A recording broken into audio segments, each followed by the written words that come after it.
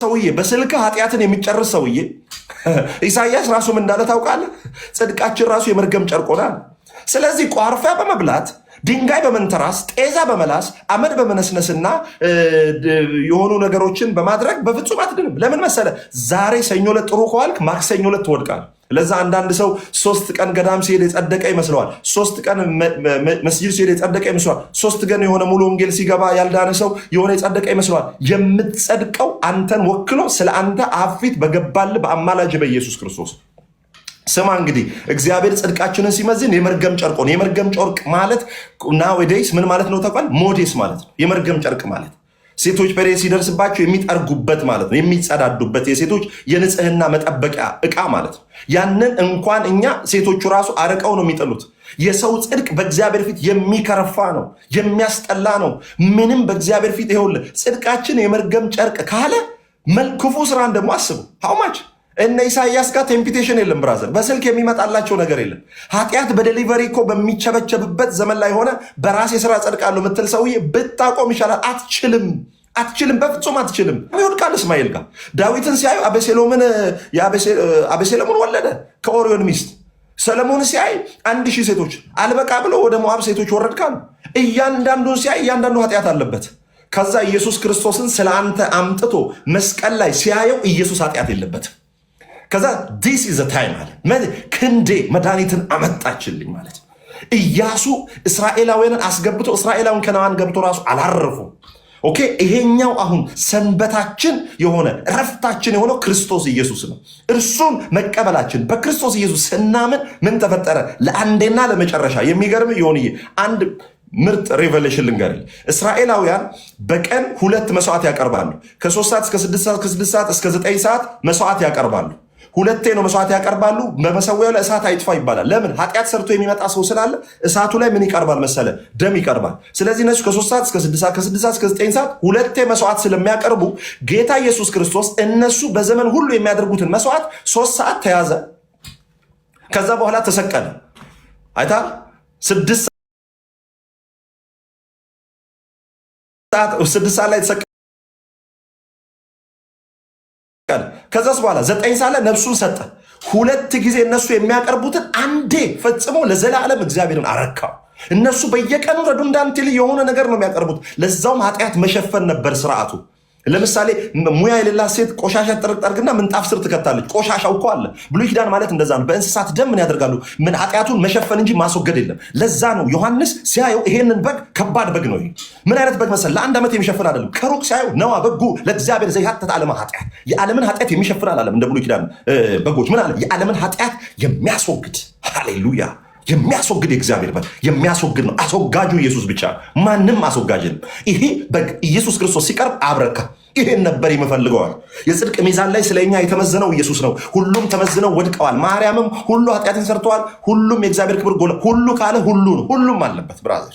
ሁሉም የነጹት በኢየሱስ ክርስቶስ ደም ነው። ይቅርታ፣ እሱን መጽሐፍ ቅዱስ አንብብልኝ። እሱን ከጥቅስ ጋር አድርገው ሁሉም ኃጢአት ጎላቸዋል የሚለውን ከነ ጥቅሱ ንገራቸው። ሮሜ 3:20 ሮሜ 3:20 ስሙ። ሮሜ 3:20 መጽሐፍ ቅዱስ ሁሉ እዚህ ምድር ላይ ያለ በሙሉ ኃጢአት ሰርቷል። ስሙ። ሮሜ 3:21 ሮሜ 3 ሁላችሁም አውጡ ከታች። ሮሜ 3 ምዕራፍ 3 ቁጥር 21 በጌታ በኢየሱስ ስም አነበዋለሁ። እንዲህ ይላል፣ አሁን ግን በሕግና በነቢያት አሁን ግን በሕግና በነቢያት የተመሰከረለት የእግዚአብሔር ጽድቅ ያለ ሕግ ተገልጧል። እርሱም ለሚያምኑ ሁሉ የሆነ በኢየሱስ ክርስቶስ በማመን የሚገኘው የእግዚአብሔር ጽድቅ ነው። ከዛ እንዲህ ይላል፣ ልዩነት የለምና ሁሉ ኃጢአትን ሰርተዋልና። ኤክሴፕሽናሊ በብራኬት ውስጥ የሚያስቀምጣት ማርያም የለችም።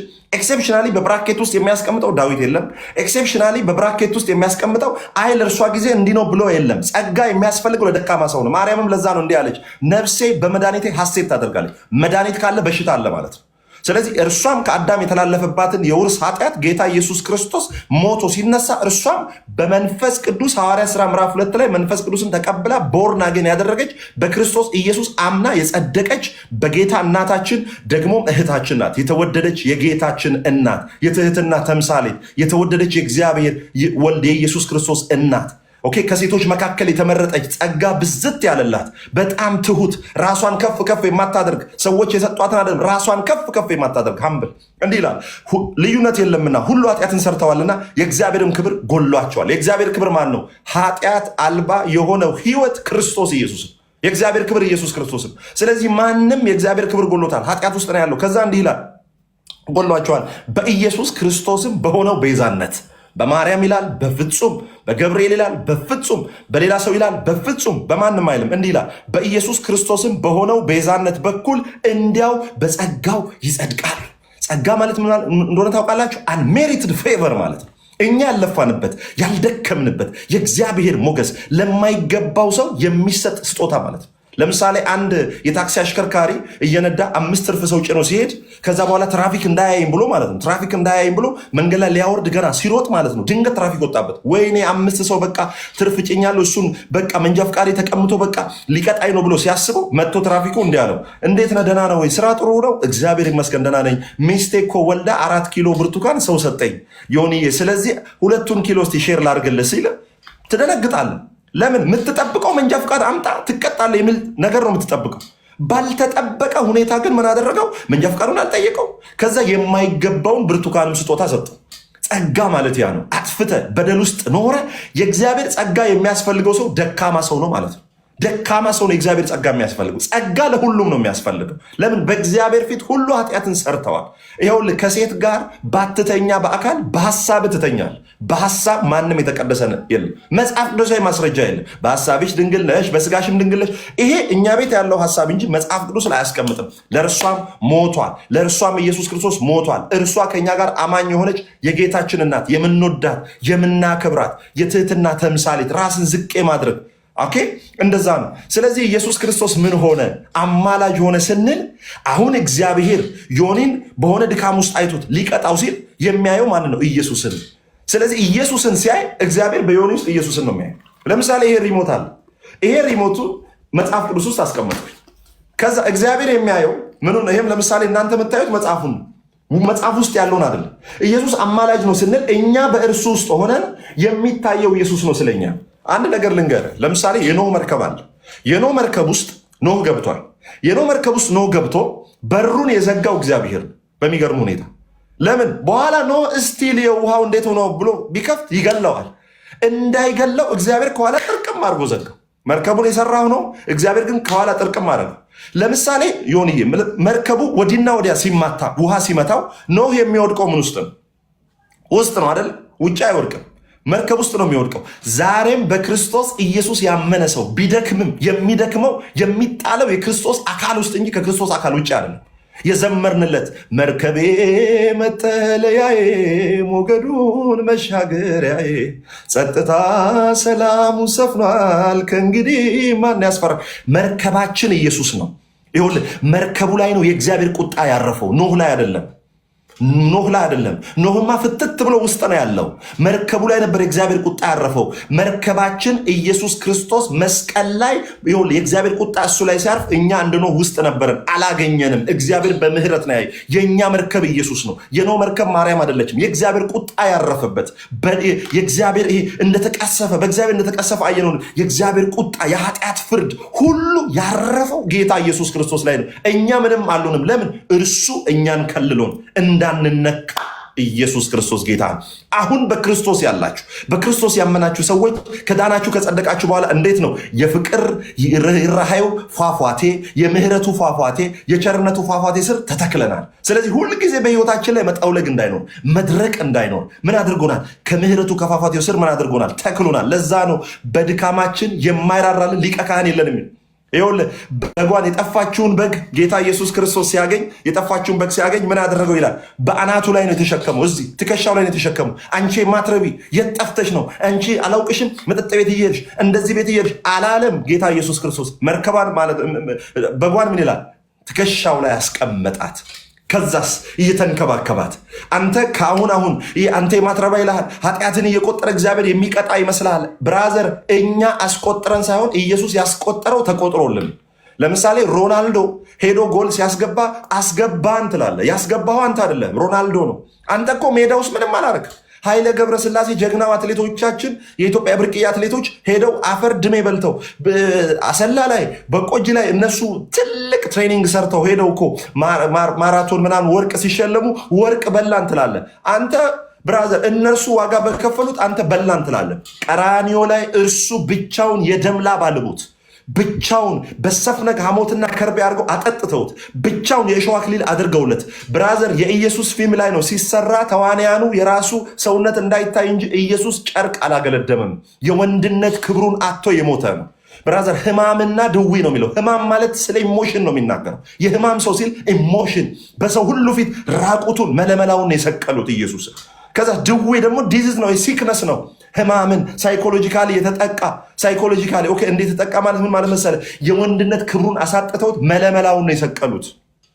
ይሄ ኢየሱስን ነው የምንሰብካችሁ። ይሄ የተዋረደልን መጽሐፍ ሲናገር፣ እኛ ግን የተሰቀለውን ክርስቶስን እንሰብካለን። ያልተሰቀለ አይሰበክም፣ ያልታረደ ዝማሬ አይገባም። በእግዚአብሔር መንግስት ለፍጡር መዘመር ዘፈን ይባላል። መጽሐፍ ሲናገር ምንድን ነው የሚለው? ታርዳሃልና ይገባሃል እያሉ መላእክቱ ዘመሩ። 24 ሰዓት እነርሱ ለእርሱ እየዘመሩ በየትኛው ሰዓት ነው ያንተን ዝማሬ የሚቀበሉት ወዳጄ? they are busy by worshiping God. they are busy they couldn't በቃ አይችሉም፣ ካንተ መቀበል አይችሉም። ለምን? እነርሱ ዝማሬ ተቀብሎ አያውቁም። እኛ ሀገር ብቻ ያለ ሙጭጭ ብለን የምንሰጠው ነገር አይቀበሉም። ዝማሬ የሚገባው፣ እልልታ የሚገባው፣ ስብሃት የሚገባው፣ አኮቴት የሚገባው፣ ስልጣን የሚገባው፣ ብርታት የሚገባው ለሞተው ለተነሳው በአብ ቀኝ ለተቀመጠው ስለ እኛ ለሚታይ ዳግመኛ በክብርና በግርማ በመላእክት አጀብ በአምባ ላይ ፈረስ ተጭኖ የሚመጣው የወጉት የሚያዩት ድምፁ የቃዴስን በርኔ የሚያንቀጠቅጥ የሊባኖስን ዝግባ የሚቆራርጥ የኃያልን ወገብ የሚፈታ የእግዚአብሔር ልጅ የናዝሬቱ ኢየሱስ የእግዚአብሔር ቃል ተብሎ ጭኖ ላይ የተጻፈለት ከአፉ ስለታም ሰይፍ የሚወጣ አይኖቹ እንደ እሳት ነበልባል የሆኑት አናቱ ጸጉሩ ደግሞ ከበግ ጸጉር ይልቅ ነጭ የሆነ በእቶን እንደጋለ ብረት ነሐስ የሆኑን መጥመቂያ እየረገጠ ዛሬ የተዘባበትክበት ኢየሱስ ጌታ አይደለም ያልክበት ከእርሱ ውጭ ቤዛ አለ ብለህ መደርደሪያ ላይ አግዳሚ ወንበር ላይ አስቀምጠ ፍጥሩን ባለህበት በዛው መካከል ጌታ ኢየሱስ ክርስቶስ ብቻውን በክብር ይገለጣል። የአብ የልቡ ትርታ ኢየሱስ ነው። እንዲሰበክለት አብ የሚፈልገው ኢየሱስ ነው። ማንም አልሞተም፣ ማንም ዋጋ አልከፈለም። የአብ ደስታ የኢየሱስ መሰበክ ነው። ከአብ ጋር ህብረት አለን፣ ከመንፈስ ቅዱስ ጋር ህብረት አለን። ለምን? የኢየሱስ ክርስቶስ የአብ ልጅ ነው። አብም እንዲነገርለት የሚፈልገው አብ እኮ ከሰማይ እንዲህ አለ፣ እኔ የምወደው ልጄ እርሱን ስሙታል። ኢየሱስ ሲጠመቅ ሰማይ ተቀደደ። ከዛ በፊት ሰማይ ተቀዶ አያውቅም። የአብ የልቡ ትርታ ኢየሱስ ነው። ስለዚህ በመጨረሻ ይሄንን ተናግሬ ልጨርስ። ቅድም የነገርኳችሁ ነገር አለ። የሚገርም ነገር ማለት ነው። 2 በጎች ይቀርባሉ ለኃጢአት በዘሌዋውያን 16 ላይ ይህንን መገለጥ ነግሬ ልጨርስ። ዘሌዋውያን 16 ላይ 2 መስዋዕት ይቀርባል። 2 በግ አውራ በጎች ይቀርባሉ። ኃጢአት ከሰራ 2 በግ ይዘህ ትቀርባለህ። አንደኛው በግ ላይ እጃቸውን ይጭናሉ። ለምሳሌ የሆነ ኃጢአት ከሰራ አንደኛው በግ ላይ እጁን ይጥላል። እጁን ይጭንና የኃጢአት መተላለፍ ይሆናል። ትራንስፈር ኦፍ ትራንስግሬሽን ይሆን የመተላለፍ ይሄ ኃጢአትን የማስተላለፍ ስርዓት ይደረጋል። ከዛ በኋላ ልክ ዮኒ በበጉ ላይ እጁን ከጫነ በኋላ ኃጢአት የሚሆነው በጉ ነው፣ ዮኒ አይደለም። ዮኒ ነፃ ሆኗል ኦልሬዲ። ኦኬ ዮኒ ምን ሆኗል? ነፃ ሆኗል። አሁን የሚገርም ነገር እጃቸውን በጫኑ ሰዓት ኃጢአተኛ የሚሆነው በጉ ነው። በጉ ከዛ ይታረዳል። አንደኛው በግ ይታረድና ሆድቃው መሬት ላይ ይዘረገፋል። በአንተ ፊት ሁሉ የታወቀ ነው፣ የውስጣችንንም የልብንም ኩላሊት የምትመረምር አንተ ነው ብሎ ሆድቃውን ይዘርግፉታል። ቆዳን አውጥተው ያቃጥሉታል። ደሙ በስርየት መክደኛ ላይ ይፈሳል።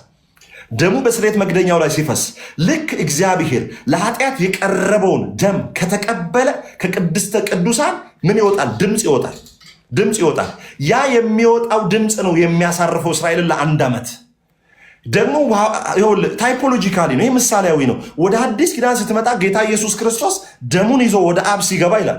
ልክ ያ የብሉይ ኪዳን በግ ወደ ቅድስተ ቅዱሳን ሲገባ ድምፅ አይደለም የሚወጣው፣ ድምፅ እኮ ነው የሚወጣው። ከዛ እስራኤል ለ1 ዓመት ያርፋል። ኢየሱስም ደሙን ይዞ ልክ እንደ ብሉይ ኪዳን ደሙን ይዞ ወደ አብ ሲገባ ሐዋርያት ሥራ ምዕራፍ 2 ላይ መጽሐፍ እንደሚል ታውቃለህ። ድንገት እንደሚነጥቅ አውሎ ነፋስ ከሰማይ ምን መጣ ይላል?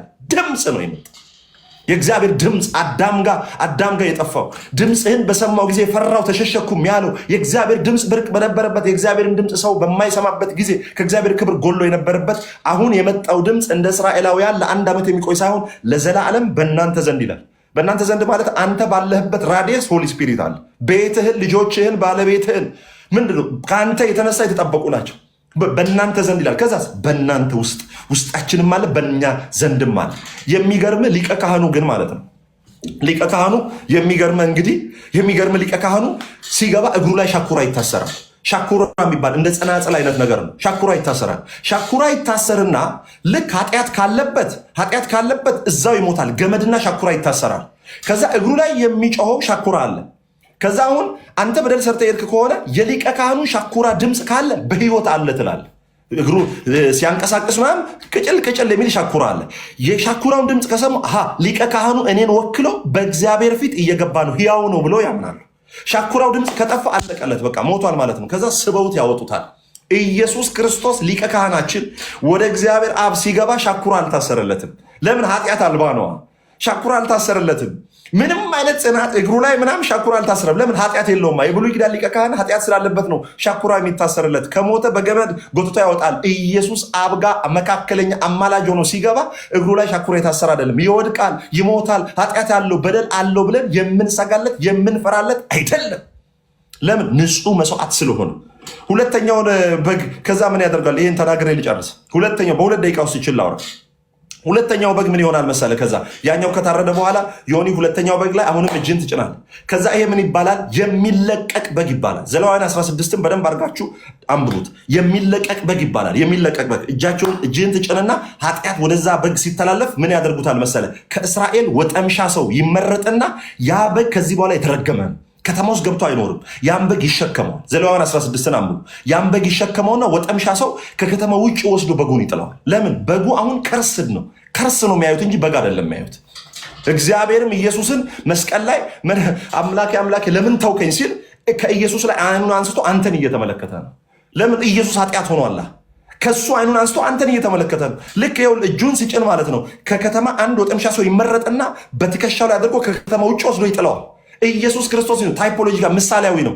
ልክ ዮሐንስ መጥምቅ በኢየሱስ አናት ላይ እጁን ሲጭን ምን ይላል? ልክ ወጠምሻ ሰው የብሉይ ኪዳኑን በግ ተሸክሞ ከከተማ ውጭ እንደሚጥለው ልክ ኢየሱስ ሲጠመቅ እጁን ዮሐንስ በኢየሱስ ላይ ሲጭን ልክ ወጠምሻ ሰው ይዞ እንደሚወጣው ኢየሱስን ምን ይላል? ሉቃስ 4 ላይ መንፈስ ወደ ምድረ በዳ መራው ይላል። ያኛው ወጠምሻው ይዞት እንደሚወጣ የተረገመ ሆኖ እንደሚወጣ ኢየሱስንም ምን ያደርግ? መንፈስ ወደ ምድረ በዳ መራው። ያ የብሉይ ኪዳኑ በግ የተረገመ ሆኖ ማንም የማያየው እንደውም ማኑስክሪፕቶች ምን ይላሉ መሰለ? ያንን በግ ማለት ነው ከፍተኛ ተራራ ላይ የወስደውን ይፈጠፍጠዋል። ኢየሱስ ስለ እኛ ምድረ በዳ 40 ቀን የተተወ በግ ነበረ። ስለ እኛ ዋጋ ከፍሎ እየጾመ እየጸለየ የነበረ ማለት ነው። ያ በግ እያንዳንዱ የኖህ መርከብ በለው ኢየሱስ ነው። የያዕቆብ መሰላል በለው ኢየሱስ ነው። የአዳም ተስፋ ብለው ኢየሱስ ነው። የአብርሃም ተስፋ ብለው ኢየሱስ፣ ሁሉ ነገር ኢየሱስ። ወደዚህ ጌታ ጋብዛችኋለሁ። ኢየሱስ ውበታችን ነው። እርሱ መታያ ነው። ጴንጤነትን እያወራው አይደለም። ምን ኢየሱስ እግዚአብሔር በኢየሱስ ክርስቶስ በኩል ህጋዊ መንገድ የዘረጋው በኢየሱስ በኩል ነው። ከኢየሱስ ውጭ ማንም አብ የሚቀበለው የለም። መንገድ፣ እውነት፣ ህይወት እርሱ ነው። መካከለኛችን፣ አማላጃችን፣ ዛሬም የሚታይልን ስለ እኛ በእግዚአብሔር አብ ፊት የገባ ጽድቃችን ኢየሱስ ነው። ኢየሱስ ብቻውን ያድናል። መዳን በሌላ በማንም የለም። ኢየሱስ ይወዳችኋል። ቴንክ ዩ ዮኒዬ። ቅዱሴ ትችላለህ። ምን በስማ እግዚአብሔር በፈቀደ ጊዜ እኛም በደንብ አንብቤ የክርስቶስን ስብከት እሱም ብቻ እየሰበኩ እንድኖር እግዚአብሔር ይርዳኝ። የሚደንቅ መገለጽ ነው ይሄ። መባረክ ከአንተ አላወራው። እውነቴን ነው የምነግርህ። ይሄ ተፖስቶ ስታየው ትደነቃለህ። ከአንተ እንዳልሆነ እነግርሃለሁ። ምንም አንተ አላወራ። እጅግ የሚደንቅ በጣም የተገረምኩበት ትምህርት ነው። በጣም እኔ ብቻ አይደለም እዚሁ ላይ ያለው ተገርሞ ነው ሲል ሰማይ ነበረውና የአንተ ንግግር እንዳልሆነ እነግርሃለሁ። መንፈስ ቅዱስ ነው ይሄን የተናገረው በአንተ ላይ ሆኖ። እጅግ የሚገርም ነውና መሆንም ያለበት እንዳልኩ ኢየሱስ ነው ትምህርቱ፣ ሃይማኖት አይደለም። ኢየሱስ ለምንድን ነው ከኢየሱስ ላይ አይን ትልቁ የኛ ችግር የነበረው? ከኢየሱስ ላይ አይን አንስተናል። ለዛ ነው ፌል ያደረኩት እኔ። ገባ? ከኢየሱስ ጋር የእሱን አዳኝነት ሌሎች ጨማምሬበት ነው፣ ለብቻው አላደረኩትም። ትልቁ ምስቴክ የሰራ ነው በሱ ላይ። ትልቁ ምስቴክ ኢየሱስን እንደ ግል አዳኝ አድርጎ ከመቀበል ይልቅ ቆይ አሉበት የሚባለው ምን ያደርጋል? ቴምፖራሪ እንድትድን ያደርገዋል። ቴምፖራሪ ጾሙ ሲያልቅ ያው ወደ ነበረበት ኖርማል ላይፍ አንተንም ጨምሮ በነበርክበት ጊዜ አገልጋይ ነበር። ትጾማለህ፣ ምን ትላለህ? ከጾሙ በኋላ ቢራህንም ምንህንም የምትፈልገውን ታደርጋለህ። ከልካይ የለም። ለምን? ማንነት ክርስቶስ ላይ ስላለው የክርስቶስ ሲሆን ሙሉ በሙሉ እሱ በደሙ ይሸፍናል። እኔ አሁን የታየኝ አሁን ስትናገር ለካ በደሙ ተሸፍኜ ነው። ገብተዋል። ደሙ ነው በቃ ዮኒ ማኛ እቺን 6 ቀን ወፍ ያላመጣበት የክርስቶስ ደም እንጂ ከኔ አንደበት ቢሆንማ ስንት ጥብስ አጀንዳ ነበረ እኮ ስንት ጥብስ አጀንዳ። የክርስቶስን ብቻ እንዲሆን እጅግ አድርጌ ተደንቄያለሁ። ሌላው እዚህ ያላችሁ ሃይማኖት መቀየር እያላችሁ አይደለ አላለም። ክርስቶስ የግል አዳኛ አድርጋችሁ ተቀበሉ። ይሄ ደግሞ መጽሐፍ ቅዱሳዊ ነው። መዳን ከፈለጋችሁ እረፍት ማግኘት እኔ ያገኘሁትን ልንገርህ፣ ሰላሜን እረፍቴን አገኘ። ደግሞ ከማን ጋር ልጣላ ነው? ማን ምን ብሎኛል ብዬ አስብ ነበር። ደግሞ ማን ላሰኝ እስቲ ገብቼ ላስላስል አድርግ ብዬ አስብ ነበር። ደግሞም ስላለም ጭምር የሆነ አጀንዳ ሲፈጠር ዮኒ ማኛ ተናገረ፣ ከዛ ድብልቅልቁ ይወጣል። የሆነ አጀንዳ ይፈጠራል፣ እኔ አስተያየት ልስጥበት፣ ድብልቅልቁ ይወጣል። እሱ ነበር የሚያሳስበኝ። ማን የተናገረኝ መልስ የምሰጠው መቼ ነው? አሁን ግን ከሰው ላይ አንሱ። አሁንም እኔ እንደገባኝ የኔ የምነግራችሁ ከሰው ላይ አንሱና ክርስቶስ አንዳንዴ ዝምታ መልስ እንዳለው እኔ አሁን የተረዳው አረን ነው ላይ በጭራሽ አላውቅም። ዝምታ መልስ እንደሆነ አላውቅም። ላስላስ እንጂ መልስ ዝምታ መልስ ሆኖ አያውቅም። እኔ እናገራለሁ አልሰማም። አሁን ግን ምንም ብዙ ነገር ይባላል። መቼም አይተዋል። ጥብስ የሆኑ ጨዋታዎች አሉ። እኔ ራሱ መዝናናባቸው። ለካ ዝምታ መልስ ነው። ለካ ክርስቶስ ነው መልስ የሚሰጠው። በፊት ያናደኝ ነበር፣ አሁን ያዝናናኛል። ግራ ተጋብቻለሁ። በእውነት ነው የምልህ። አሁን የምባለው ነገር እያዝናናኝ ነው። የድሮ ቪዲዮዎችን እያመጡ ብለህ ይህ ሰውዬ እንተዋወቃለን እንዲውላላለሁ። እሱ መላጣ ነው፣ አሁን እኔ ፍሪዝ ነኝ ምናምን ነገር። ማን ነው ይህ ሰውዬ? መነጽር አድርጎ ምናምን ነገር ሙሉን ነው የሚቀይር። ገብቶሃል? ከነ ምናምን ነው የሚቀይረው። እና ያንን ማንነት አምጥተው ሲፖስቱ እረሱ አይደለም እየተባባሉ ይጨቃጨቃል። እሱን አይደለም ብዬ ሁላ መሸምጠጥ ይችላል። የታውቀዋለሁ ማን ነው ሰውዬ? ድምፅ የተቀናብሮ ነው ማለት ትችላለሁ። ኖ እወዝ ሚ እንደዛ ሳረግ የነበርኩት እኔ ዮኒ ማኛ ነኝ። እኔ ሌላ አይደለም። ማንንም በዛ ነገር አልከስም። ማንንም ምንም አለልም። የኔ ኃጢአት ነው፣ የኔ ስራ ነው፣ የኔ ወንጀል ነው የኔ። ለዛም ነው ለጥፋቴ በሙሉ የኢትዮጵያ ሕዝብም ሆነ ኤርትራ ሕዝብ በእኔ ቂም የያዘ በሙሉ ይቅር በሉኝ አልኩ። ለዛ ይቅር በሉኝ። አሁንም አልኳችሁ የፈለጋችሁትን ቪዲዮ የኔ ወንጀል ስለሆነ መፖስት አለባችሁ። ፖስቱ፣ በደንብ አድርጋችሁ አጋልጡ።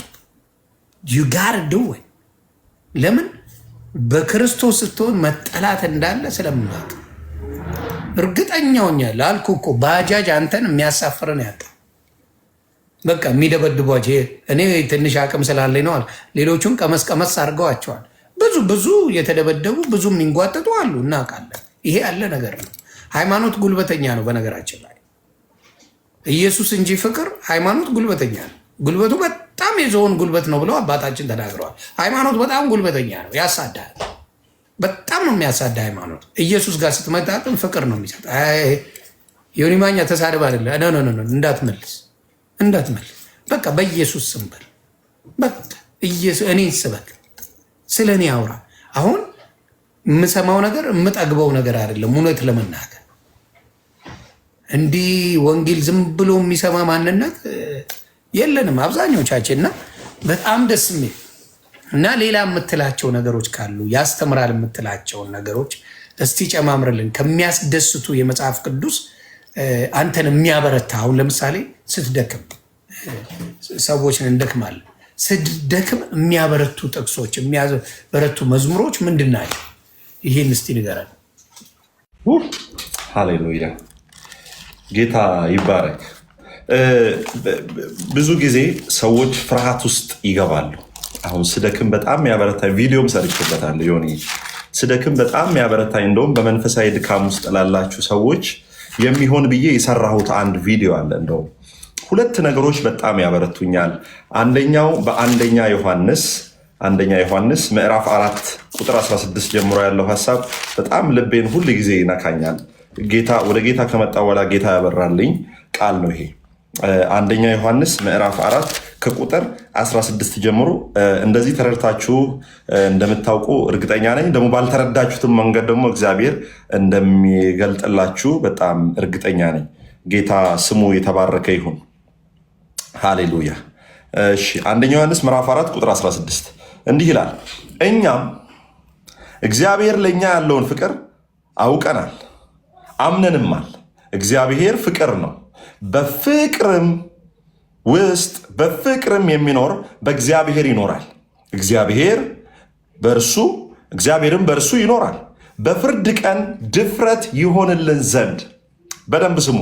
በፍርድ ቀን ፍርሃት ውስጥ ላላችሁ ኦርቶዶክሳውያን ወንድሞቼ፣ ሙስሊሞችም፣ ካቶሊክም፣ ጆሆቫ ዊትነስ፣ ኦንሊ ጂሰስ የትኛውም በፍርድ ቀን ድፍረቱ ማለት በፍርድ ቀን ፍርሃት ያለባችሁ ሰዎች ስትደክሙ በቃ እግዚአብሔር ኃጢአቴን እየቆጠረ በቃ ልክ አንዳንድ ሰው የሚመስለው እንደሆነ ታውቃለህ። የሆነ ሰኞ ዕለት ጠጥቷል፣ ማክሰኞ ዕለት ይሄን ነገር አድርጓል ብሎ እግዚአብሔር ኃጢአት እየቆጠረ ከዛ የሚያወራርድ የሚመስላቸው ድካም ሲደክሙ ሳይጸልዩ ሲወጡ የሆነ ኃጢአት ውስጥ ሲገቡ የሚፈሩ ሰዎች ለእናንተ ለብርታታቸው የሚሆን አንድ ነገር እነሆ የምስራች። እንዲህ ይላል መጽሐፍ፣ አምነንማል። እግዚአብሔር ፍቅር ነው።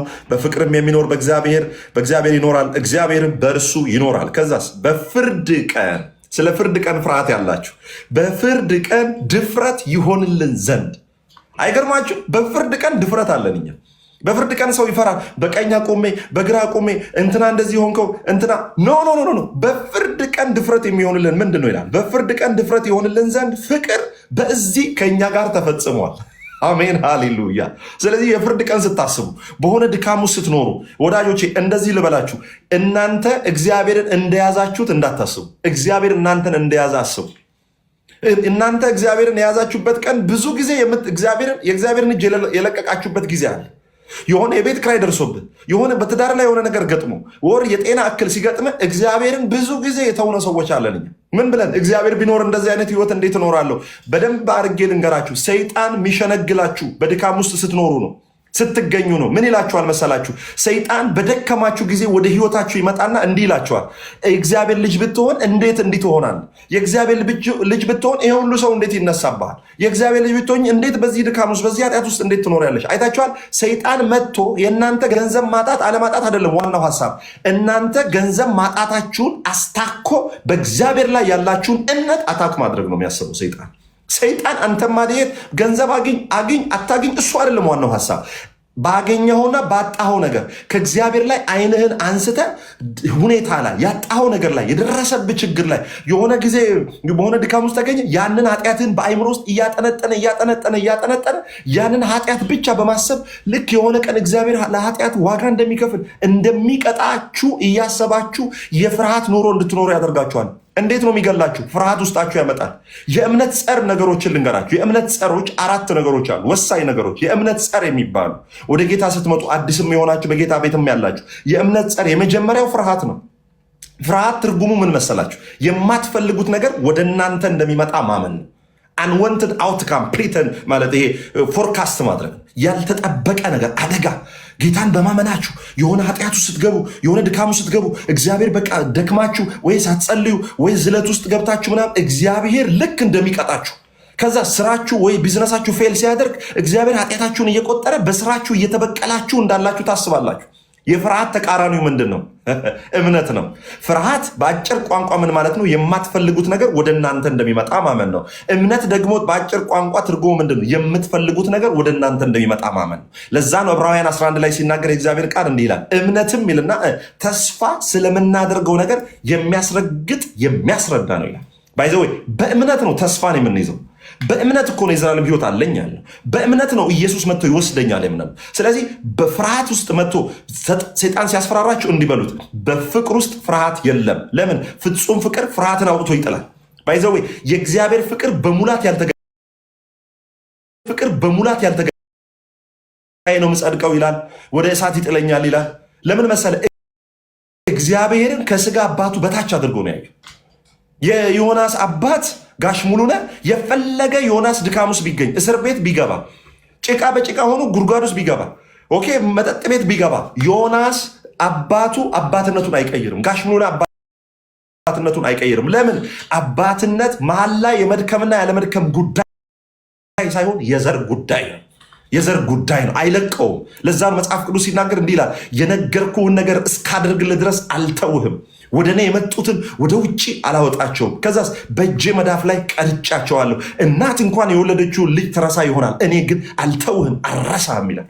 ስለዚህ ፍርሃት ሲከባችሁ ተናገሩ። ምን ብላችሁ? ሮሜ ምዕራፍ 8 ቁጥር 1 እንዲህ ብላችሁ አውጁ፣ እንግዲህ በክርስቶስ ኢየሱስ ላሉት አሁን ኩነኔ የለባቸው። አሁን እኔ ዱባይ ነው የምኖረው። በዱባይ አሁን 12 ከ46 ነው፣ ምሽት 6 ሰዓት ከ46 ነው። በዚህ ሰዓት ሮሜ ምዕራፍ 8 ቁጥር 1 አውጥቼ ሳነብ እንዲህ ይላል፣ እንግዲህ በክርስቶስ ኢየሱስ ላሉት አሁን ኩነኔ የለባቸውም። አሁን ነገስ ባነበው አሁን ይላል፣ የዛሬ 10 ዓመትስ ባነበው አሁን ይላል፣ የእኔ ምህረት ፈጥኖ እግዚአብሔር ጋር ገብቷል። ስለዚህ ፍርሃትን ሲያመጣባችሁ በደከማችሁ ጊዜ እምነትን አወጁ። በክርስቶስ ያላችሁን መጽሐፍ ቅዱስ ምንድን ነው? እመን እንጂ አትፍራ። ሁለተኛው ደግሞ ጭንቀት ነው። ጭንቀት የሚያበረታታኝን ነገር እየነገርኩ ነው። እንግዲህ የጠየቀኝ ነው። ጭንቀት ማለት ምን ማለት እንደሆነ ታውቃላችሁ? የኔ ነገር ለእግዚአብሔር ሊያቅተው ይችላል ብሎ ማመን ማለት ነው። የኔ ነገር ለእግዚአብሔር ሊያቅተው ይችላል፣ እግዚአብሔር ይሄንን አያደርግም ብሎ ማሰብ ነው። አይታችኋል። ለዛ ነው መጽሐፍ ቅዱስ ሲናገር ምን ይላል? እርሱ ስለ እናንተ ያስባልና የሚያስጨንቃችሁ ነገር ሁሉ በእርሱ ላይ ጣሉት። እኔ እንደዚህ ይላሉ ብዙ ጊዜ ይሁንዬ፣ እኔ በእግዚአብሔር ላይ አልደገፍም። እንዴት? በእግዚአብሔር ላይማ መደገፍ አለብህ። እኔ በእግዚአብሔር ላይ አልደገፍም። እኔ በእግዚአብሔር ላይ ራሴን ምጥል ሰው ነኝ። ስደገፍ 50% የኔ አቅም አለ፣ የዛኛው አካል አቅም አለ። ገብቶሃል? አንዳንዴ ለሰርጌ አክስቴን፣ ለእድሬ ደግሞ አጎቴን ምናምን ተደግፌ ሊሆን ይችላል። እኔ እግዚአብሔር ላይ የምደገፍ ተደጋፊ ሳይሆን ሙሉ ማንነትን የምጥል ነኝ። ለትዳሬ እርሱን አምናለሁ፣ ለልጆቼ እርሱን አምናለሁ፣ ለአገልግሎቴ እርሱን አምናለሁ፣ ለእያንዳንዱ ነገር እርሱን አምናለሁ። አልደገፈው፣ ራሴን ሙሉ ጥለዋለሁ። ለዛ ነው መጽሐፍ ቅዱስ ሲናገር እርሱ ስለ እናንተ ያስባልና የሚያስጨንቃችሁ ነገር ሁሉ በእርሱ ላይ ጣሉት። ጭነት አራግፍ አባ፣ ጭነት አራግፍ። የምትፈራ ሰው ስድብ ቴካዌ አታድርጉ። ስድብ ቴካዌ እዛው ስጠው። ተሳስተሃል፣ እቃ ጥለሃል ብለህ እዛው ስጠው። አትፍራ። እዛ መርካቶ ተሰድበ ቡልቡላ ይዘህ ሄደህ ጭነ የታክሲ ራይድ ከፍለህ አትግባ ወዳጅ። ስድብ ቴካዌ አታድርግ። እንኳን ሰደቡ እዛው ሰታቸው ሂድ። ስድብ ቴካዌ አታድርጉ። ስድብ አታሰንብቱ። ፍርሃት ውስጥ የሚከታችሁ ያ ነው። አለቀል ይሆን አሁን መጣልሃለን። እኔ እያንዳንዱ ቪዲዮዎች ውስጥ እየገባው ዮኒ እየበርታልን አንበሳው ኔጌቲቭ ነገር ሲጽፉ ፖዚቲቭ ነገር እየጻፍኩ ፖዚቲቭ ነገር። ለምን? ጭንቀትን ፍርሃትን የማባረረው በእምነት ቃል ነው። እግዚአብሔር ዮኒን ሲጠራ እሱን ተማምኖ አይደለም። የትኛውን የረባ ሰው ጠርቶ ያውቃል እግዚአብሔር? አንድ የረባ ሰው ጠርቶ እኮ ያውቅ። የዓለምን ጥበብ እንዲያሳፍር እግዚአብሔር እያንዳንዱ እኔ ይቅርታ የተመታው ሰው ነበርኩኝ። አንድ ሰው የማይሰማኝ ሰው ነበር። እግዚአብሔር ጠራኝ። ስለዚህ በጭንቀት ውስጥ እንድትኖሩ የእናንተ ነገር እንደሚያስጨንቅ የእናንተ ነገር እግዚአብሔር ፊት ምን የሆነ ተስፋ እንደሌለው ሊያሰማችሁ ይፈልጋል። ሶስተኛው ጥርጣሬ አያደርገው ይሆን? አያደርገው ይሆን? ይሄ ነገር ያደርገው ይሆን? አሁን ወደ ጌታ በመጣ ይሄ ነገር እንዴት ይሆን? እኔ አንጀቴን ነው ይበላኝ። ዮኒ ለልጆቼ ለቤተሰብ ያለ ክብር በጣም ነው የሚገርመኝ። የሰው እናት የሰው ትዳር ምናምን አትነካም። የምሬን ነው የምልህ። የአንተም ልጆች ባለቤትህም አንተም ቤተሰቦች ሁሉ ከእግዚአብሔር ጥላ ስር ናቸው። የሚያበረታ ጸጋ በዘመመው ቤት ላይ እግዚአብሔር ቀጥ አድርጎ ሄዶ ቤትህን ያቆመዋል። መጽሐፍ ሲናገር እንደሚል ታውቃለህ? እርሱ ነው የመኖሪያ መንገዶች ሁሉ አዳሽ፣ ሰባራውን ጠጋኝ እርሱ ነው አለ ዳዊት። ከዛ እንዲህ አለ፣ እንዳልታወክ አለ እግዚአብሔርን ሁል ጊዜ በቀኝ ቆሞ አየዋለሁ አለ። የማይከዳ ወዳጅ፣ ተሰብሮ የማይወጋ የብርሃ ጓድ፣ ሚስጥር ጠባቂ፣ ገመና ሸፋኝ፣ ገመና ከታች ሲደክምህ ድካምህን አውጥቶ ለሰው የሚናገር ሳይሆን ብርታትን አውጥቶ ለሰው የሚናገር ድካምህን ለአንተ ሲደክምህ ደከመው ብሎ የሚለይ አምላክ ሳይሆን ድካምህ ከአንተ እንዲለይ የሚያደርግ ልክ እንደ ጎልፍ ተጫዋች ድካምህን አሽቀንጥሮ ይመታልሃል። ከዛ አንተን ይወስድሃል። ብትወድቅ ብትጨቀይ አባትህ እኔ አባቱ አይደለሁም አይልም። አጥቦ ያቅፋል። ሲጀመር የሚያቅፍ ራሱ አጥቦ አይደለም፣ ሲያገኝ ደስ ብሎት ነው የሚያቅፍ። በየትኛውም ድካም ውስጥ ያላችሁ፣ በየትኛውም ፍርሃት ውስጥ ያላችሁ፣ በኃጢአት ውስጥ ያላችሁ የደከማችሁ ፍርሃት ሲሰማችሁ አንድ ነገር ልንገራችሁ። በሉቃስ ወንጌል ምዕራፍ 15 ላይ የአባቱን ገንዘብ ወስዶ የጠፋው ልጅ አለ አይደል? ሄዶ ከጋለሞቶች ጋር ብሩን አጠፋ ምናምን ብዙ ነገር አደረገ፣ ኃጢአት ውስጥ ገባ። ከዛስ በኋላ እኛም ይመስለን የታ አባቱ ለፍቶ ያመጣው ምናምን እኛ ምንለው፣ ግን ምን አለ? ሮሜ ምዕራፍ 2 ቁጥር 4 ላይ እግዚአብሔር ቃል ሲናገር የእግዚአብሔር ቸርነት ወደ ንስሐ እንዲመራ አታውቅምን ይላል። ሰዎችን ወደ ንስሐ የሚመራው የሚያስፈራራ ስብከት አይደለም። ሰዎችን ወደ ንስሐ የሚመራው የሚያስፈራ ቁጣ አይደለም። የተበጣጠሰ ሱሪ የለበሰ ሰው ትታይ፣ ፀጉሩ ፍሪዝ ያዘ፣ አንተ በዚህ ውጣ አይደለም። ወደ አባት እንዲመለስ የሚያደርገው ምንድን ነው? የእግዚአብሔር ቸርነት ወደ ንስሐ እንዲመራ። ከዛ ያ ብላቴና ይገርምሃል ዮኒ ምን ብሎ እንዳሰበ ታውቃለህ? ወደ አባቱ ቤት እንዲመለስ ያደረገው የሚያስፈራራ ስብከት አይደለም። ወደ ልቡ ምን መጣ መሰል? ተርቧል። አሴር ይበላ ነበረ። አሴር የእንስሳት ምግብ ማለት ነው፣ የአሳማ ምግብ። አሴር ይበላ። በመሃል ውልብ ባረግበት ሀሳቡ ላይ መጣ። ምን? በአባቴ ቤት እንኳን እንደ ልጅ አለ እንደ ባሪያ እንኳን ብኖር። ለምን? የአባቱ ቤት አይደለም ልጅ፣ ባሪያ ራሱ ጠግቦ ነው የሚኖር። ባሪያ ራሱ ወዙ ወስቶ ነው የሚኖር። በየጊዜ ነው የሰባ ፍሪዳ የሚታረድላቸው። አይታል። ወደ አባቱ ቤት እንዲመለስ ያደረገው የሚያስፈራራ እንትን አናውቅህም እንደ ትላንት አንተ እንደዚህ አይደለም። ወደ አባቱ ቤት እንዲመለስ ያደረገው የአባቱን መልካምነት ማሰቡ ነው፣ ቸርነቱን ማስቡ ነው። ስለዚህ በድካም ውስጥ ያላችሁ ሰዎች የሆነ ፍርሃት አታስቡ፣ የእግዚአብሔርን በጎነት አስቡ። ቸርነቱን ስታስቡ፣ ፍቅሩን ስታስቡ ፍርሃት ከህይወታችሁ ይወጣል። እግዚአብሔር የስጋ አባትህን ያክል እንኳን እንዳታምነው እንደሚጠላ እንደማይወድ ጠላት መጥቶ ሲነግር በጌታ በኢየሱስ ስም አባቴ ይወደኛል፣ እኔ ጻድቅ ነኝ፣ እኔ ተወድጃለሁ፣ አይ አም ብለስድ፣ አይ አም ሆሊ፣ አይ አም ሃይሊ ፌቨርድ፣ አይ አም ራይቸስ፣ አይ አም ብለስድ እያልክ እግዚአብሔር በክርስቶስ የሰጠህን ህይወት እንድትናገሩ። ጥርጣሬ ማለት ለዛ ነው መጽሐፍ ቅዱስ ይህንን ሲናገር፣ ይህም ብዬ ልጨርስ። ጥርጣሬው ስትገባ እንደሚል ታውቃለህ። መጽሐፍ ቅዱስ በልቡ ለሚወላውል ሁለት ሀሳብ ላለው ከእግዚአብሔር አንዳች የሚያገኝ አይምሰለው ይላል። እግዚአብሔር ስለአንተ አይጨነቅም። ለምን ይጨነቃል? አቅም የሌለው ሰው እኮ ነው የሚጨነቀው። ጭንቀት የሚመጣ ነው የሆነ ነገር ማድረግ ሳትችል ትጨነቀ። እንኳን እኛ አላሙዲንም ይጨነቃል፣ ኤለን ማስክም ይጨነቃል። ብራዘር ለምን? አቅማቸው ውስን ነው። እግዚአብሔር በምን ጉዳይ በአንተ ይጨነቃል? አይጨነቅም። እግዚአብሔር ስለማይጨነቅ መጽሐፍ ቅዱስ እንደሚታውቃል፣ ጭንቀቱ የኛ ሀሳቡ ግን እግዚአብሔር ምን እንዳለ ታውቃል? እርሱ ስለእናንተ ያስባል። ስለእናንተ ይጨነቃል አይደለም። ለምን ይጨነቃል? ያስባል። ዮኒ ይሄ ያስፈልገው ወደ ጌታ ወደ እኔ ሲመጣ ይሄን ነገር እኔ ያስተካክልለታለሁ እንዲያደርግለታል። ይሄው ኢየሱስን ብዬ ተርቤ አላውቅም። ፊቴ ወስቶ ይኸውልህ ጉንጬ ሊፈርጥ የደረሰ እንትን ነው የሚያክለው። ጌታ ይባረክ። አንድም ቀን ኢየሱስን ተከትዬ ተርቤ አላውቅም። አንድም ቀን ኢየሱስ ተርቤ ይሆናል፣ የሆኑ ነገሮች ይሆናል። መንፈሳዊ ህይወቴን የማስተያየው ኪሴ ጋር አይደለም። ኪሴ ጋር የታክሲ ስታዝ በሚያስተምረን ቃል እንናገራለን። ተባርካል ሲባል የታክሲ የሌለኝ ሰውዬ እንዴት ነው ተባርካል የምትለው? ኖ በመንፈሳዊ በረከት ተባርካል። አሜሪካ 100,000 ኩንታል ብራዘር ስንዴ ነው የምትልከው። ሰላም አትልክም፣ ደስታ አትልክም። ሺ ካንት አፎርድ ብራዘር፣ ሺ ኩድንት። ኦኬ ለምን? በገንዘብ የማይገዛ ሰላም ሰጥተዋል ጌታ። በገንዘብ የማይገዛ እረፍት ሰጥተዋል። ደስታ ህልም ራሱ የሚጣፍጥ ህልም ነው። በተኛው ጊዜ አንቀላፋለሁ፣ ባንቀላፋውም ጊዜ እንቅልፍ የጣፈጠ ይሆንልኛል። የመጨረሻው የአእምሮ ስምምነት ነው። አራተኛው ነው የመጨረሻው የአእምሮ ስምምነት። የአእምሮ ስምምነት ማለት እንደሆነ ታውቃል። ኢየሱስ ክርስቶስ ጌታ ነው፣ በእርሱ በማመን ከዘላለም ሞት አምልጥ ስለ ማን ታዲያ ጌታ አይደለም ማለት? የጌቶች ጌታ ነው። ዲስ ኢዝ ሜንታል አግሪመንት። ፌዝ ኢዝ ኖት ሜንታል አግሪመንት፣ ኢት ኢዝ ኮንቪክሽን፣ የልብ እርግጠኝነት፣ 100% ሰርቴኒቲ ነው እምነት እንጂ አእምሮ ስምምነት። ኢየሱስ ጌታ ነው። ማን ነው ታዲያ ደላላ? ማን ነው? ኢየሱስን ተቀበል። ማን ነው ከመናኸሪያ ታዲያ ተቀበል? ከኤርፖርት ነው ምናምን። የአእምሮ ስምምነት እንድትድን አያደርግህም። የመጨረሻ ይሄን ተናግሬ ልጨርስ። ጸጸት ውስጥ ያላችሁ፣ በፍርሃት ውስጥ ያላችሁ፣ በኃጢአት ውስጥ ያላችሁ ሰዎች እንደ አስቆሮቱ ይሁዳ ሳይሆን እንደ ጴጥሮስ እንድትመለሱ ነግራቸዋል። ጸጸት፣ ንስሐ ማለት ኃጢአትን ሁል ጊዜ መዘርዘርና መዘግዘግ አይደለም። ንስሐ ማለት በእግዚአብሔር ቃል እውቀት ተሞልቶ ከዛ ህይወት ነፃ መውጣት ነው። ሜታኖያ ይለዋል ግሪኩ፣ እንግሊዝኛው ሪፔንታንስ ይለዋል። ሜታኖያ ማለት ቼንጂንግ ዘ ላይፍ ስታይል፣ ቼንጂንግ ዘ ዌይ፣ ቼንጂንግ ኖውሌጅ፣ ቼንጂንግ ፐርሴፕሽን ማለት አመለካከት፣ አስተሳሰብ መቀየር ማለት ነው። ይኸውልህ አስቆሮቱ ይሁዳ ሁል ጊዜ ኃጢአቱን ነው የሚናገር። ጌታ ኢየሱስን እንደሰቀለ ሄደ፣ ተጸጸተ። በጣም በሚገርሙት ተጸጸተ። የእሱ ሜታሜሎማ ይባላል በግሪክ ከንቱ ጸጸት፣ የሚል ሬግሬት ማለት ነው ሜታሜሎማይ። የጴጥሮስ ደግሞ ሜታኖያ ነው፣ የአስተሳሰብ ለውጥ ማለት ነው። ተጸጽቷል ግን አልተመለሰም። መጸጸት ንስሐን አይመጣም። ንስሐ ማለት መጸጸት ብቻ አይደለም። ኦኬ ንስሐ ተጸጸተ ግን ራሱን አጠፋ። መጸጸት ንስሐ ቢሆን ኖሮ የአስቆሮቱ ይሁዳ በዳነ ነበር። ጴጥሮስ ተጸጸተ፣ ወደ ጌታ ግን መጣ።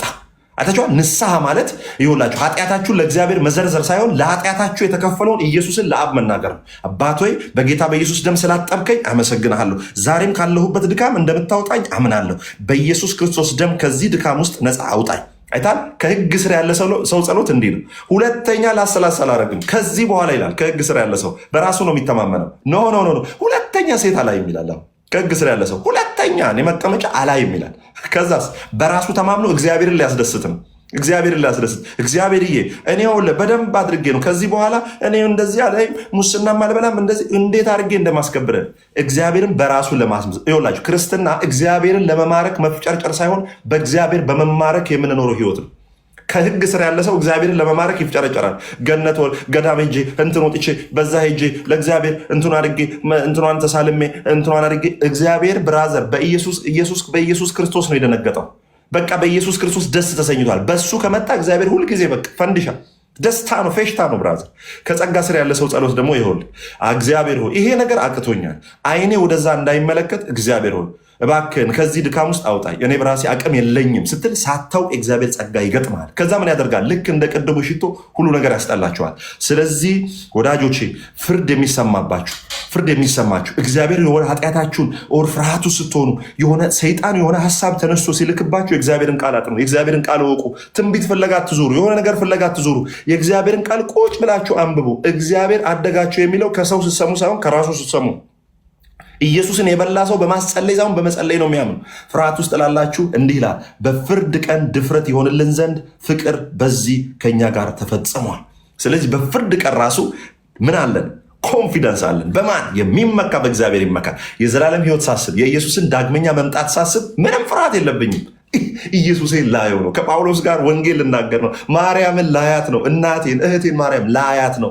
እንደው አግኝታ በነገረቻቸው ብዬ ጠብቃለሁ እንጂ አልፈራም። ስለዚህ በክርስቶስ ኢየሱስ ላላችሁ ኩነኔ የለባችሁም። አሁን የዛሬ 10 ዓመትን ብታነቡ አሁን ይላል። የዛሬ 50 ዓመት ብታነቡ አሁን ይላል። ኢየሱስ ኃጢአታችሁን ሳይሆን እግዚአብሔር ኃጢአታችሁን ሳይሆን ስለ እናንተ ኢየሱስ የሰራው ነው የሚቆጥረውና ኢየሱስ እግዚአብሔር ይቅር ብሏችኋል። እግዚአብሔር ይቅር ብሏችኋል። ያለፈው ኃጢአታችሁን ይቅር ብሏችኋል። አሁን ችግሩ እናንተ ይቅር በሉ። ልክ አንድ ሰውዬ በግ ተሸክሞ ይሄዳል አናቱ ላይ። ከዛ የሆነ ሰውዬ ራይድ ሰጠው መኪና አይሱዙ ና ውጣ ሲለው ወጣና ከእንደገና ወጥቶ በጉን ይይዛል ማለቱ ትከሻው ላይ መኪና ላይ ወጥቶ እኮ ነው። ኧረ ጭነት አራግፍ ወዳጄ። ኢየሱስ ላጽድቅ ላድን እያለ እኮ ነው። አይ ከዳንኩ በኋላ ደግሞ ራሴ ነኝ ተፍተፍ የምትል ተፍተፍ ሲዳሞ ተራ ሄደህ ተፍተፍ ብለህ ገንዘብ ያዝ። መንፈሳዊ ዓለም ላይ የምታዋጣው ነገር የለም። አንድ ነገር ነው ያዋጣው፣ እርሱም ኃጢአት። ጸጋው በእምነት አድኗችኋል። እኔ በእውነት ነው የምልህ፣ እንደ ስምህ አምላክ ቀድሷል ብራዘር። ምንም የምለው ነገር የለኝም። እጅግ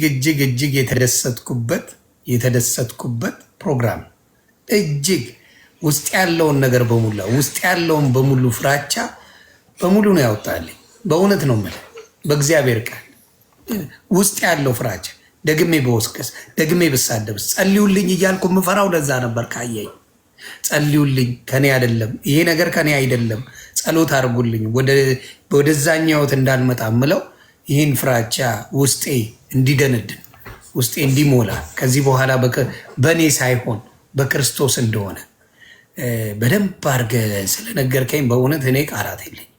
ይሄ ከአንተ አይደለም። የምፈልገውም ነገር ሌላም ነገር ነበረ። እግዚአብሔር በሚያውቀው ይሄን ነገር በደንብ አድርገህ ቅዱስ መንፈስ ነው የተናገረ። ብዙዎቻችን ፍራቻችን እሱ ነው። ትላንት እንዲህ ብዬ፣ ትላንት እንዲያርጌ፣ ትላንት እንዲሆኜ የሚሉ ብዙ ክርስቲያኖች አሉ የወደቁ። እኔ በውስጥ እኔ አንድ ተራውን ያወሩኛል። ይሁን ወድቄ ነበረ። በክርስትና ነው የምኖረው። ወድቄ ነበር። አንተ አበረታይ።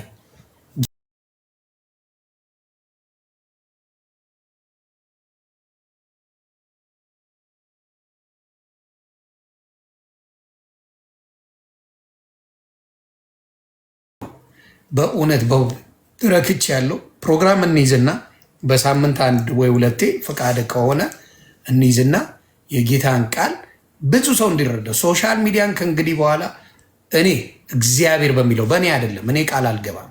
እግዚአብሔር በፈቀደው የእኔ ቤት እግዚአብሔርን ማምለኪያ፣ እግዚአብሔር ክርስቶስ ኢየሱስ አዳይ መሆኑን መመስከሪያ ሙሉ ፕሮግራሙን ለማድረግ እኔ እቅዷል። እግዚአብሔር ይፈጽም። እግዚአብሔር ይችላል። እግዚአብሔር እንዲፈጽም ነው የምፈልገው። በቃ ብዙ ዘመኔን በሌላ ነገር አሳልፌያለሁ። በጣም ከ15 ዓመት በላይ ብዙ ዘመኔን በሌላ ነገር አሳልፌያለሁ። የእግዚአብሔርን የሚሰብክ በሙሉ መምጣት ይችላል። እኔ ፔጅ ለማንም ፍሪ ነው። ለጴንጤ ለምን የሚለው የለም። ኦርቶዶክስም ሆነ ክርስቶስን የምትሰብክልኝ ከሆነና በደስታ መስበክ ትችላለህ። ፕሮቴስታንትም ሌላምና ኢየሱስን የምትሰብክ ከሆነ አይነ እሱ ላይ ካለ መተህ ሰብከህ ተባርከህ ምን ብለህ መሄድ መብታችሁ ነው። እና እጅግ እንትን እላለሁ። የእንትናን አውራውና በጋሻውን አደራ ስልኬን እልክልሃለሁ። ለአንተም ማውራት የምፈልገው በጣም የምወደው ሰው ነው። እውነቴን ነው የምልህ። አይ ቲንክ እኔ ብቻ ነኝ ከኦርቶዶክስ ያልተናገርኩት። እሱ በጣም እንዲሁም የምወደው ሰው ነው። አንዳንዴ ዝም ብለህ የምትወደው ሰው አለ አይደለ? ጥፋቱን ማይታየ እያጭበረበረ እያጠፋ ምን እያለ ራሱ ማታየው ሰው አለ። እኔ እሱ ይመቸኛል የምትለው አሁን እኔ ተሳዳቢ ላስላሰው እኔ የማኛው ይመቸኛል የሚለኝ ብዙ ሰው አለ። ምንም እኮ ብዙ ቁም ነገር የለም። ይመቸኛል ማኛው እንደፈለገ ቢሆን የሚል ማንነት አለና እኔ እንደዛ ውርጅብኝ እየወረደበት በጣም እንትናን ወደዋል። በጣም ሲበዛ እሱን ዶክተር ማሙሽ ፈንታን እና ፓስተር ቸርነትን በጣም የሚመቹኝ ሰዎች ናቸው። በጣም ደስ ይሉኛል። ትችት ብዙ ጊዜ ይቀርብባቸዋል። በእኔ ደግሞ በቅርብ ሁሌ የምምለው ወንድሜ ባህሩና ነቢት ብርቱካን፣ እነዚህ ሰዎች ከጎኔ ጠፍተው አያውቁም። ሁልጊዜ ለመውቀስም በውስጥ ይደውሉልኛል። ዛሬ ተባርካል ይሉኛል፣ ጸሎት ያደርጉልኝ። በቃ እንደዚህ የሚያደርጉ በጣም ወንድምና እህቶች አሉኝና ቅዱሴ የሚመቸኝ ጊዜ ስፔሻሊ ንገረኝና በውስጥም ስለምናወራ ተነጋግረን እንትን እየመረጥ የሚያበረታውን አንተ የበረታበትን አይደለም። እዚህ ጋር በደንብ አዳምጥ። አንተ እየኖርክበት ነው። ኖ ኖ ኖ እዚህ ጋ ያለው አሁን ብዙ በእርድና በአራድነት ምናምን ብዙ ሰው የደከመበት የሚፈራ አሁን ለምሳሌ አንዳንዱ ቀምቅሞ ቤተክርስቲያን ወይም ደግሞ ጸሎት ይፈራል። ምን ይፈራል? ለዛ የሚያጠነክረው ወደ እግዚአብሔር ቢጠጋ ምን አይነት ነገር ሊያገኝ እንደሚችል ይሄን ነገር የሚያደርግ የሚያበረቱ ትምህርቶች እየተነጋገርን አንተ ትመጣለህ፣ ሌሎችም ወንድሞች ይመጣሉ። በየተራ እያስተማራችሁ ምን ያደርጋል? ህዝባችን እናንጻለን። በቃ ሰላማችንን እናንጻለን። እጅግ አድርጌ አመሰግናለሁ። ስለ አንተ እግዚአብሔርን አመሰግናለሁ ቅዱሴ። በጣም እወድሃለሁ ወንድሜ እና እኔ ፕሮግራሜን ለዛሬ ይሄን ያህል በጣም የምፈልጋትን ነገሮች ነው ለእኔ ሳይሆን ለሌሎችም የነገርክልኝና ከልብ አመሰግናለሁ። ፎሎ አድርጉልኝ ወንድሞች፣ ባርኩልኝ። ጥያቄ ካላችሁ ጠይቁት። ማንኛውም እምነት ተከታዩ ለምን በረታ ይሄ ልጅ ብለህ ጠይቀው። የሚያስጨንቀን እንደዚህ ይጨነቃል። ወንድም ሆነ ሴጣን ተጨንቆኛል። ምን መጽሐፍ ቅዱሳዊ አድርጎ ይነግራል። ከመጽሐፍ ቅዱስ እያወጡ ይነግሯቸዋል። መበርታት ማለት ይሄ ነው። መጎበዝ ማለት ይሄ ነው። ስለዚህ በርታልኝ እላለሁ። ሰላም ብዝት ይበልልኝ። ክበርልኝ ነው ወንድም። በጣም አመሰግናለሁ። እግዚአብሔር የልቤን ያውቃል። በጣም ነው መወድ ባይዘ ስትሬት ፎርዋርድ ስለሆንክ ነው። በባህሪ ስትሬት ፎርዋርድ ሰዎችን ወዳለሁ። ውስጤ ላይ አሁን እኔ ብታስቀይመኝ ቶሎ እነግርሃለሁ። ውስጤ ላይ ስለአንተ ክፉ ነገር መያዝ አልፈልግም። ነግርህና አገላገላለሁ አንተን ማጣት ስለማልፈልግና እግዚአብሔር ያንን ልብ በአንተ ውስጥ ስላስቀመጠ ጌታ ይባርክ። እግዚአብሔር በአንተ በጣም እየሰራ ነው። እግዚአብሔር በጣም በአንተ እየሰራ ነው እና ታናሽነትን ማንም አይናቅ ይላል እግዚአብሔር። ቅድም እንደነገርኩ እና በጣም ትልቅ ለእኔ ትልቅ በቃ እኔ ከምንጊዜውም በላይ ለእኔ ትልቅ መድረክ ነው። በጣም አመሰግናለሁ። ወንድሞቼም ሁሉም ያው ይወዱሃል፣ ያመሰግነዋል። እነ ኤርሚም እነ ዳኒም ሁላቸውም። በጋሽንም አወራዋለሁ። ስልክህን ካስቀመጥክልኝ እኔ አት ኤኒ ታይም 24 ሰዓት ፉል ታይም አገልጋይ ስለሆንኩኝ በደንብ በፈለግከኝ ሰዓት አለው አገለግላለሁ የጌታን ሕዝብ ደስተኛ ሆኜ እና በጣም አመሰግናለሁ። ታላቅ ወንድሜ ጸጋ ይብዛል። ወዳለሁ፣ አከብረሃለሁ። ቴንክ ዩ። ኑርልኝ ቅዱሴ። በጣም አድርጌ አመሰግናለሁ። እግዚአብሔር ከአንተ ጋር ይሁን። ከእንግዲህ በኋላ በስልክ ጥቅሶችን ነው በየጨቀጨኩ እንትን እምልህ እና በደንብ ማወቅ የምፈልጋቸውን ግራ የገቡኝን ምናምን እየጠየቁ አንተም ብቻ ሳይሆን ብዙ ወንድምና እህቶቼን በክርስትና እንዲያበረቱኝ አደራ። አሁንም ጸሎት አድርጉልኝ። ይህን ነው የምለው። እኔ ደካማ ነኝ። በእኔ የማደርገው ምንም ነገር የለም፣ አልችልም። ስለዚህ ጸሎት እንድታደርጉልኝ በደንብ ጠይቃለሁ። ክበርልኝ። ሰላም ይብዛ።